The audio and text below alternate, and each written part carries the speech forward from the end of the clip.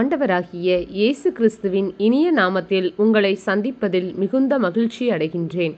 நாம் இன்று தியானிக்க எடுத்திருக்கும் வசனம் திருத்தூதர் பணிகள் அதிகாரம் 15 இறைவார்த்தை 16. இவற்றுக்கு பின் நான் திரும்பி வந்து விழுந்து கிடக்கும் தாவீதின் கூடாரத்தை மீண்டும் எழுப்புவேன், அதிலுள்ள கிழிசல்களை பழுது பார்த்து அதை சீர்படுத்துவேன். நாம் தியானிப்போமா? இயேசு கிறிஸ்துவின் அன்பிற்குரிய சகோதர சகோதரிகளே, கிறிஸ்து இயேசுவின் அன்பும் சமாதானமும் உங்களோடு என்றும் இருப்பதாக. நம் ஆண்டவராகிய இயேசு கிறிஸ்து நம் பாவங்களுக்காய் நொறுக்கப்பட்டு காயப்பட்டு உயிரை கொடுத்து மீட்பை பெற்று தந்தார் என்பதை நாம் விசுவசிக்கின்றோம். தவக்காலத்தில் கிறிஸ்துவின் பாடுகளை தியானிக்கின்ற நாம் அவருடைய பாடுகளில் நாம் உண்மையாய் பங்கு பெறுகிறோமா?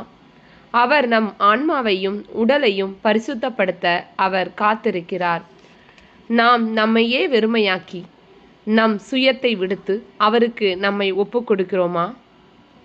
ஏனெனில் நம் தகப்பன் நாம் எவ்வளவு பாவசேற்றில் விழுந்தாலும் நம்மை அவருடைய பரிசுத்தத்தால் தூய்மையாக்கி மீண்டுமாய் விழுந்து கிடக்கும் தாவீதின் கூடாரத்தை எழுப்ப தயாராய் காத்திருக்கிறார். நம்மிடம் உள்ள கிழிசல்களை பழுது பார்த்து நம்மை சீர்படுத்த ஆவலாய் உள்ளார்.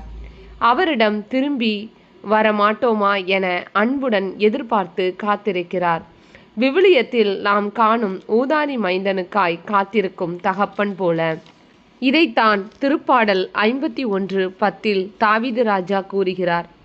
கடவுளே, தூயதோர் உள்ளத்தை என்னுள்ளே படைத்தருளும், உறுதிதரும் ஆவியை புதுப்பிக்கும் ஆவியை என்னுள்ளே உருவாக்கியருளும் என்று அவர் கூறுகிறார். ஆம், தாவீது ராஜா இழிவான பாவத்தை செய்தாலும் கூட அவர் மனம் திரும்பி தம் இதயத்தை கிழித்து கொண்டு ஆண்டவரிடம் திரும்பி வந்தார்.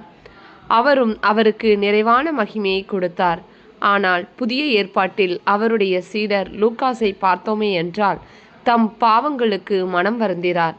ஆனால் தம் சுயத்தை அவர் சாகடிக்கவில்லை.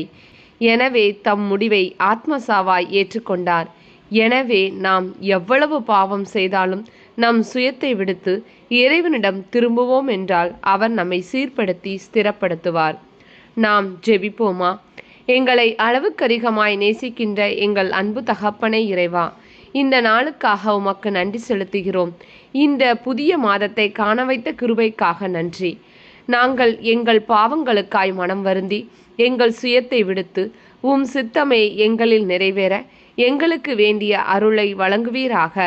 தொடர்ந்து உம் போதனையை எம்மில் வாழ்வாக்கி உம் அன்பில் என்றும் நிலைத்திருந்து உம் சமூகத்தில் வாழ தகுதியுள்ள பிள்ளையாய் வாழ வரம் கேட்டு மன்றாடுகிறோம்.